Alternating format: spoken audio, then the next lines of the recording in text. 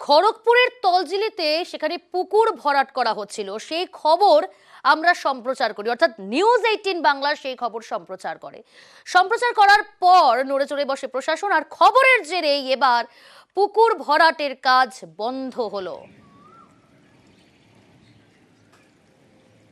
আমাদের সঙ্গে রয়েছে প্রতিনিধি শঙ্কর। নিউজ 18 বাংলার খবরের যার জেরে বন্ধ হলো পুকুর ভরাটের কাজ। স্থানীয় বাসিন্দা যারা, তারা কি বলছেন, কতটা খুশি তারাই অভিযোগ করেছিলেন। দেখো, তোমাকে জানিয়ে রাখি যে 21শে মার্চ খড়গপুরে পুকুর ভরাট হচ্ছে 28 নম্বর ওয়ার্ডে। এই খবর প্রথম আমরাই দেখিয়েছিলাম। এরপরেই কিন্তু এই খবর দেখানোর পরেই নড়ে চড়ে বসেছিল ভূমি ও ভূমি সংস্কার দপ্তরের আধিকারিকরা। এবং যেটা জানা গেছে যে গত 2 তারিখে তারা চিঠি দিয়ে স্থানীয় 8 জনকে লিখিতভাবে তারা জানিয়েছে যে এই যে পুকুর 13 ডেসিমিলের উপরে যে পুকুর রয়েছে, এই পুকুর যেরকম অবস্থায় ছিল সেরকম অবস্থাতে তাদেরকে ফিরিয়ে দিতে হবে। অতএব না হলে 15 দিনের বিরুদ্ধে যারা পুকুর দখল করেছে তাদের বিরুদ্ধে আইনত ব্যবস্থা নেওয়া হবে। এর সঙ্গে সাথে যে পুকুর যেভাবে ভরাট হচ্ছিল তার কাজ বন্ধ করার নির্দেশও এতে দিয়েছে। আজকে সকালে যখন আমরা ওইখানে গেছিলাম, স্থানীয়রা তারা নিউজ 18 বাংলাকে ধন্যবাদ জানিয়েছে যে এই যে তলজুলি এলাকা, সেখানে এলাকার মানুষরা এই পুকুর ব্যবহার করত, কিন্তু দীর্ঘ কয়েকদিন ধরে স্থানীয় যে ব্যবসায়ী তিনি কি করতেন, সে পুকুর পাড় বন্ধ করবে বলে তিনি মাটি ফেলছিলেন। এরপরেই এই খবর আমরা দেখাই 21শে মার্চ, এবং এই খবরের জেরে বলা যায় একদিকে বন্ধ যেরকম। ধন্যবাদ শঙ্কর। প্রথমে আমরা নিউজ 18 বাংলাকে অশেষ ধন্যবাদ জানাই যে ওনারা আমাদের এই পুকুর ভরাটের এটা নিউজ করেছিলেন। তারপরে পৌরসভা এবং কাউন্সিলর এবং পুলিশ প্রশাসন সবাই তৎপর হন এবং আমাদের 2 তারিখে একটা নোটিশ দিয়ে যান যে 15 দিনের মধ্যে পুকুরটাকে আবার পুকুরের জায়গায় পরিণত করতে হবে। তাই আমরা নিউজ 18 বাংলাকে অশেষ ধন্যবাদ জানাচ্ছি। দেখা যাক 15 দিনের মধ্যে পুকুর হয়তো উন্মুক্ত হয়ে যাবে। এবার একটু বলাগড়ের দিকে নজর রাখি। বলাগড়ে আজও ভাঙছে নদীর পাড়, ভাঙনে তলিয়ে যাচ্ছে গঙ্গার তীরবর্তী এলাকা। একটু ছবিটা দেখাবো আপনাদের, দেখুন। ভাঙনের কবলে বিস্তীর্ণ এলাকা, সেখানে আতঙ্কে রয়েছে স্থানীয় বাসিন্দারা। ভোট আসে, কিন্তু সেখানে ভোট এলেই বিভিন্ন রাজনৈতিক দলের প্রার্থীরা সেখানে তাদের প্রতিশ্রুতি দেয়, আশ্বস্ত করে, কিন্তু ভোট মিটে গেলেই সেই একই ছবি দেখা মেলে। এমনটাই বলছেন, এমনটাই অভিযোগ করছেন স্থানীয় বাসিন্দারা। কি বলছেন স্থানীয় বাসিন্দারা, একবার শোনাবো। আমরা যবে ছোটোবেলা থেকে এখানে ঘাট দিয়ে পার হই, আমাদের লোকালই তো বাড়ি। এবার প্রতি বাড়ি বিশেষ করে বর্ষাকালটা খুব বিশাল করে ভাঙে। তারপরে আবার দেখা হয়তো বর্ষা পেরিয়ে গেলে হয়তো এপারটা ভাঙলো, ওপারটা আবার কিছুটা আবার গড়িয়ে গেল। এবার যেই ক্ষমতা আসে, এর আগে তো সেই সিপিএম সরকারের আমলেও তাই বলা হতো, এখন টিএমসির আমলেও তাই বলা হয়। আবার আমাদের এমপি ছিলেন বিজেপি থেকে, উনিও সেই এখানকারই ছিলেন। এই অবধি 5 বছরও তো কিছু করেনি। কিন্তু সমস্যা পড়ছে আমাদের সাধারণ পাবলিক, যে এখানে যারা বসবাস করছে। আর এই ভাঙনের জেরে যথেষ্ট আতঙ্কিত বলাগড়বাসী। সরাসরি যাব, আমাদের সঙ্গে রয়েছে আমাদের প্রতিনিধি সোমনাথ। কি বলছেন সেখানকার স্থানীয় বাসিন্দারা? এই তো দেখা যাচ্ছে ভাঙন ইস্যুকে সামনে এনে তরজায় বিভিন্ন রাজনৈতিক দলের প্রার্থীরা।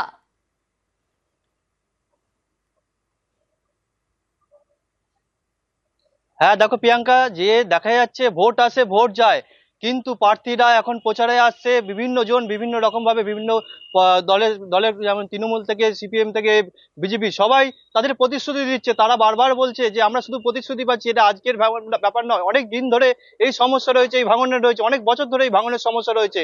এক একটা গ্রাম, এক একটা বাড়ি সবাইকে তলিয়ে যাচ্ছে গঙ্গার ভাঙনের এতে।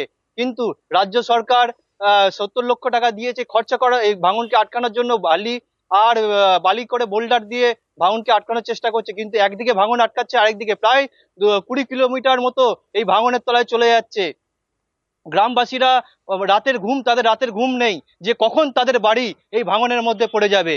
এবং রচনা ব্যানার্জি বলেছেন যে প্রথম তার কাজ হচ্ছে যে এই লোকসভায় গিয়ে, যদি তিনি যেতেন, প্রথম কাজ হচ্ছে লোকসভাতে এই ভাঙন নিয়ে তার প্রশ্ন উঠবে, যে তার এই ভাঙনের বিষয় নিয়ে তার আদায় দাবি আছে দাবন নিয়ে। প্রিয়াঙ্কা, বেশ, ধন্যবাদ সোমনাথ।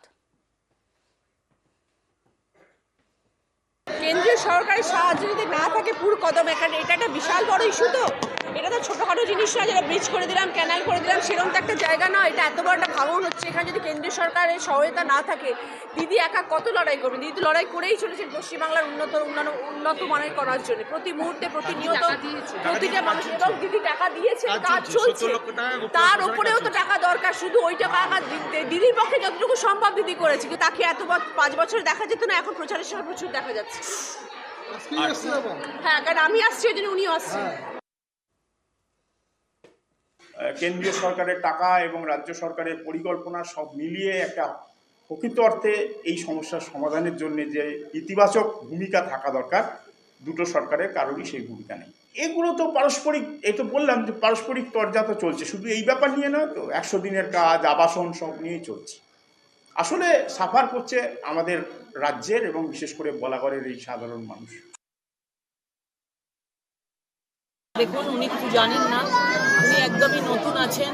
বিষয়টি যা শিখিয়ে দেওয়া হচ্ছে তাই আসছে। এই গঙ্গা ভাঙন নিয়ে প্রচুর টাকা কেন্দ্র সরকার রাজ্য সরকারকে দিয়েছিল, কিন্তু সেই টাকাগুলো রাজ্য সরকার খরচা করেনি। ওনাকে জিজ্ঞেস করুন সেটা, যে কেন খরচা করেনি, কত টাকা এসেছিল, কেন রাজ্য সরকার এখনো খরচা করতে পারেনি এটার জন্য। কেন্দ্র সরকার তো সরাসরি দিয়ে এখান থেকে করতে পারে না। একটা আমাদের স্ট্রাকচার আছে, সেটার ভেতর রাজ্য সরকারের মধ্যে দিয়ে করতে হবে। ওনাকে সেটা বলতে হবে, জানতে হবে যে সরাসরি কেউ করতে পারে না, এটা রাজ্য সরকারের হাত দিয়েই যায়। টাকাগুলো কোথায় গেল সেটা আগে হিসাব করুন, তারপর নয় কাজের কথা। আমি তো 5 বছরের হিসাব দিয়েছি, 17 কোটি 65 লাখ টাকার হিসেব দিয়েছি। লাস্ট 13 বছরে কি কাজ হয়েছে উনি একটু নিয়ে আসুক সেটা। সন্দেশখালীর বেতাজ বাদশাহ শেখ শাহজাহান, সেই শেখ শাহজাহান এবার বিজেপিকেই নিশানা করলেন। বিজেপির দালালরা মিথ্যে অভিযোগ আনছে তার বিরুদ্ধে, এমনটাই দাবি সন্দেশখালীর ঘটনায় ধৃত শেখ শাহজাহানের। রাজনৈতিক প্রতিহিংসারও অভিযোগ তুললেন তিনি। এর আগে ষড়যন্ত্রের অভিযোগ তুলেছিলেন, এবার দালালের অভিযোগ তুললেন। বিজেপির দালালরা মিথ্যে বলছে, এমনটাই দাবি করছেন সন্দেশখালী কাণ্ডে ধৃত শেখ শাহজাহান। শাহজাহান সাবিনা এন্টারপ্রাইজ কি দুবাই কনসাইনমেন্টে টাকা দিত? সব মিথ্যে কথা, কেন বলছিস? সেই তথ্যই তো উঠে আসছে। আরে সব দালাল, যে সব মিথ্যে। কারা কারা দালাল? বিজেপির দালাল সব। শাহজাহান 137 কোটি ব্যবসা কি করে করে? চেন মেটানো, চেন মেটাও, চেন মেটাও। সব রাজনৈতিক হিংসা চলছে, কারা করছে? রাজনৈতিক ষড়যন্ত্র কারা করছে? সব রাজনৈতিক হিংসা, সব রাজনৈতিক ষড়যন্ত্র। ভালো করে শোনেন, বেকার আমার কাছে পরিণত করে লাভ নেই। ওরা সব রাজনৈতিক। চলো।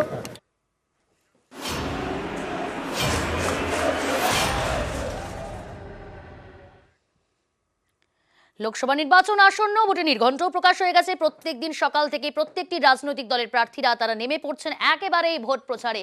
এবং শুধু তাই নয়, আজ মন্দিরে পুজো দিয়ে ডেবরায় প্রচার শুরু করলেন ঘাটালের তৃণমূল প্রার্থী দেব। প্রচার শুরুর আগেই স্থানীয় একটি আশ্রমের মহারাজের আশীর্বাদ নেন দেব।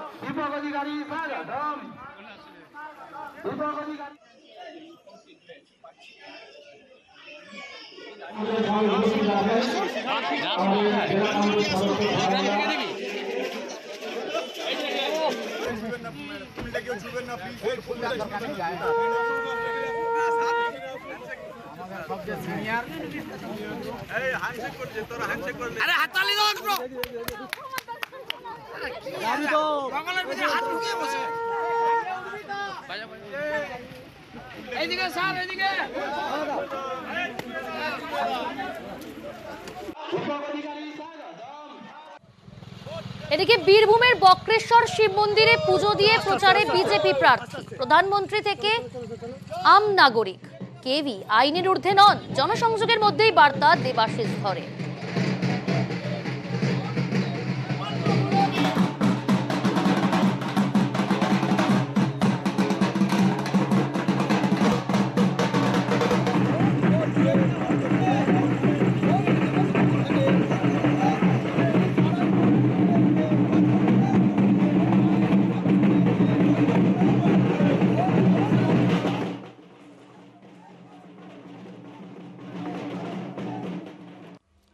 তীব্র গরম, তার মধ্যে হাঁসফাঁস করছি আমরা প্রত্যেকেই। আর সেই গরমের মধ্যেই এবার ভোটের প্রচার, জনসংযোগে অক্লান্ত কীর্তি আজাদ। গাছের তলায় বিশ্রাম নিয়ে দফায় দফায় পথে প্রচার করছেন বর্ধমান দুর্গাপুর লোকসভা কেন্দ্রের তৃণমূল প্রার্থী কীর্তি আজাদ।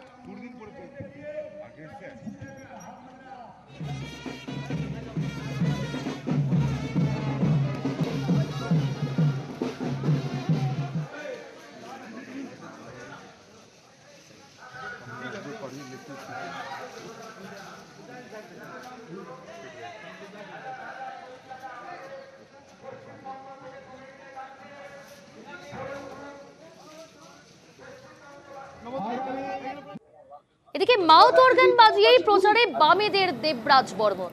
চায়ের আড্ডায় সলিল চৌধুরীর গানের সুরেই জনসংযোগ জলপাইগুড়ির সিপিআইএম প্রার্থী।